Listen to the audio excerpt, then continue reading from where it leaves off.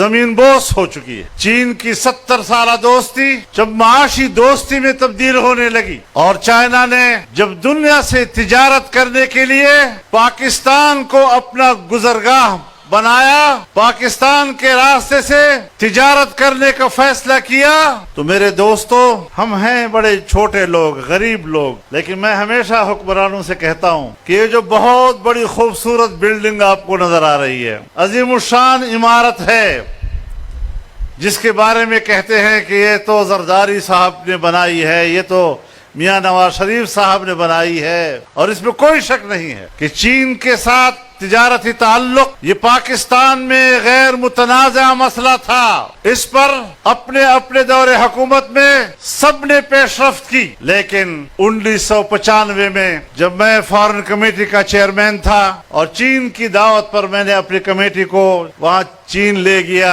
پاکستان کے راستے سے تجارت کے لیے میں نے ان کو 7 دلائل دیے، اور آج بھی وہ ریکارڈ پر ہیں، اور پھر اسی پہ اتفاق رائے ہوا، اور آج یہ بہت بڑی بلڈنگ جو نظر آ رہی ہے، اس کی تہ میں جو روڑا اور سریا ہے وہ یہ فقیر فضل الرحمان آپ کے سامنے کھڑا ہے۔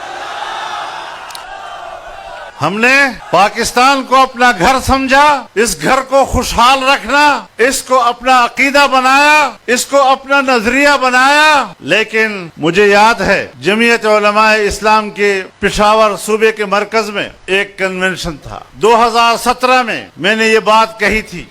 آپ میں سے بہت سے دوست شاید اس وقت موجود بھی ہوں، اگر ان کو یاد نہ ہو میں یاد دلانا چاہتا ہوں کہ میں نے کہا کہ امریکہ اور مغربی دنیا کی اس وقت ترجیحات یہ ہیں کہ دنیا میں ایک نئی جغرافیائی تقسیم پیدا کر، ملکوں کو توڑیں، اور یہ صدی ان کے اسی ایجنڈے کی تکمیل کے لیے ہے۔ میں نے کہا پاکستان بھی وہ بڑا ملک ہے کہ جس کے لیے ان کی نیتیں اور ان کے ارادے ٹھیک نہیں، اور جب چائنا کے ساتھ ہم تجارتی تعلق بنائیں گے تو پھر یہاں پر ملک کو نقصان پہنچانے کا آغاز سیاسی عدم استحکام کے ساتھ۔ ملک کے سیاسی نظام کو مستحکم رکھو، اسے نقصان مت پہنچاؤ، ورنہ اس کے بعد معاشی عدم استحکام کا دور آئے گا۔ ہماری بات کو سدا صحرا کی حیثیت دی گئی، پھر معاشی عدم استحکام کا دور چلا، پھر میں نے آپ کو یہ بھی کہا تھا کہ معیشت اس حد تک گر چکی ہے کہ آنے والی کوئی حکومت اب اٹھا بھی نہیں۔ میاں شہباز شریف صاحب نے فرمایا کہ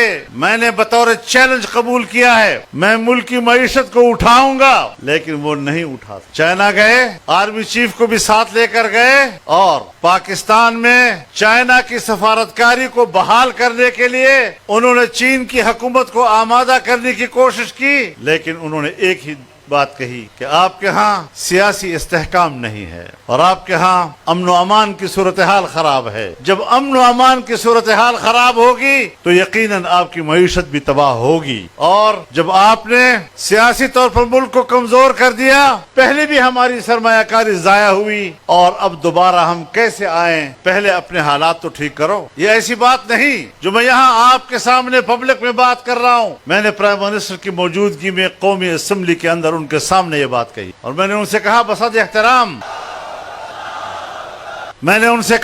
بصد احترام آپ دونوں چائنا گئے، لیکن آپ تسلیم کریں کہ آپ کامیاب ہو کر واپس نہیں آئے۔ وہاں پر چین کے صدر نے جس پیرائے میں گفتگو کی تھی، اس کے بعد چین کے ایک منسٹر آئے، اور یہاں اسلام آباد میں تمام سیاسی جماعتوں کے نمائندوں سے بات، اس میں بھی ہم نے پاکستان کے اندر ان کی سرمایہ کاری کو خوش آمدید کہا، ان کے مضبوط تعلق کا تذکرہ کیا۔ انہوں نے اس کی نفی نہیں کی، لیکن یہ بات ضرور کہی کہ آپ کے ہاں سیاسی عدم استحکام بھی ہے، اور آپ کے ہاں سیاسی طور پر، معاشی طور پر بھی استحکام نہیں ہے، امن و امان کی صورتحال بھی خراب ہے، پہلے ان کو ٹھیک تو کرو تاکہ ہم آ سکیں۔ میرے محترم دوست، اب ان مشکلات میں ظاہر ہے کہ ہم نے ملک کو بھی بچانا، اس ملک کو طاقتور دیکھنا ہے، اور ظاہر ہے جمعیت علماء اسلام جب تک اپنے کسانوں سے رابطہ نہیں کرے گی، اپنے تاجروں سے رابطہ نہیں کرے گی، اپنے مزدوروں سے رابطہ نہیں کرے گی، ان کو اعتماد نہیں دلائے گی، ان کا اعتماد بحال نہیں کرے گی، आपने देखा इस साल अभी हमने फसल नहीं उठाई थी, गैर जरूरी तौर पर बाहर से गंदम क्यों मंगवाया गया, और इतना गंदम मंगवाया गया कि यहाँ के किसान की फसल उनके घर में रह गई, वो फसल बिक नहीं सकी। पाकिस्तान के पास पहले से गंदम का जखीरा मौजूद था, फिर गैर जरूरी तौर पर बाहर से गंदम क्यों मंगवाई गई, और सुना यही है कि वो भी गैर मेयारी गंदम था, और अपने मुल्क की उसी साल की गंदम आज जमींदारों के घर में पड़ी हुई है। क्यों? अगर उसका गंदम नहीं बिकेगा वो अगले साल गंदम क्यों काश्त करेगा? ये होती है मुल्क की मईशत पर कुल्हाड़ा चलाना और मुल्क की मईशत को सहारा देने वाले किसान की कमर तोड़ना।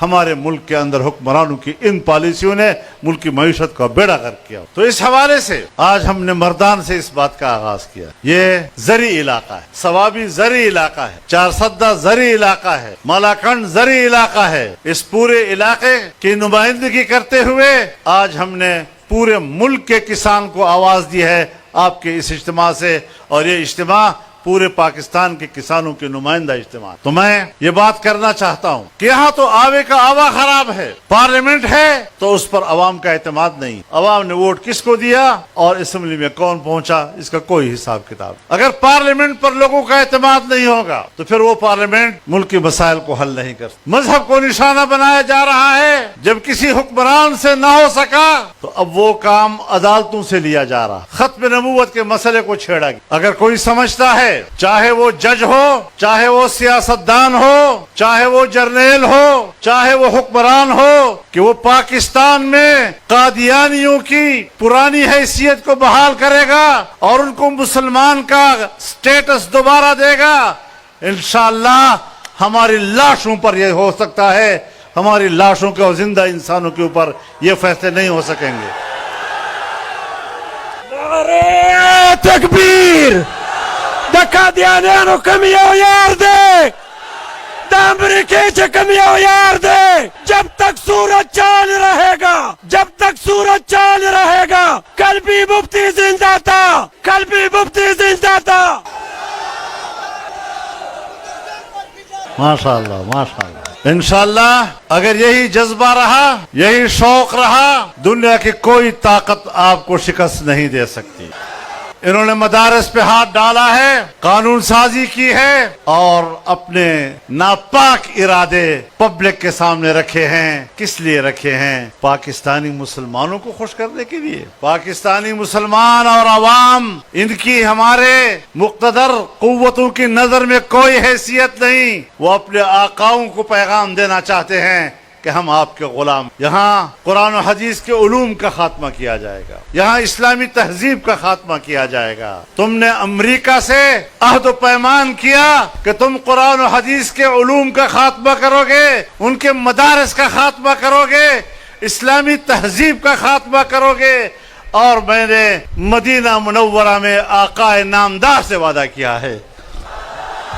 नारे तकबीर! नारे तकबीर! अमेरिका का जो यार है, अमेरिका का जो यार है, यहूदिया को जो यार है, यहूदिया को जो यार है, कायद जमीयत मौलाना फजलुर रहमान। इंशाअल्लाह हम पाकिस्तान में उलूम इस्लामिया और कुरान और हदीस और उनके मराकिज मदारिस और इस्लामी तहजीब, उनके तहफ़्फ़ुज़ के लिए जान दे देंगे, लेकिन तुम्हारे एजेंडे को कामयाब नहीं होने देंगे। लब्बैक लब्बैक लब्बैक लब्बैक लब्बैक लब्बैक लब्बैक लब्बैक।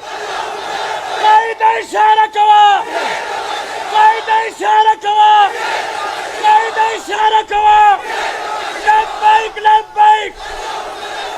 दीनी मदारस के खिलाफ अपना एजेंडा और अपनी जहनी गलाजत अगर तुम पब्लिक के सामने रख सकते हो और उनके खिलाफ ऐलान जंग कर सकते हो अमेरिका की पुष्टपनाही में, तो आकाए नामदार की पुष्टपनाही में हम भी आपके खिलाफ ऐलान जंग कर सकते हैं। मुकाबला होगा, जिहाद होगा, देखा जाएगा कि तुम किस तरह दीन को खत्म कर सकते हो और मदारिस को खत्म कर सकते हो। सबीलुना सबीलुना सबीलुना सबीलुना सबीलुना सबीलुना। कायद इशारा कवा,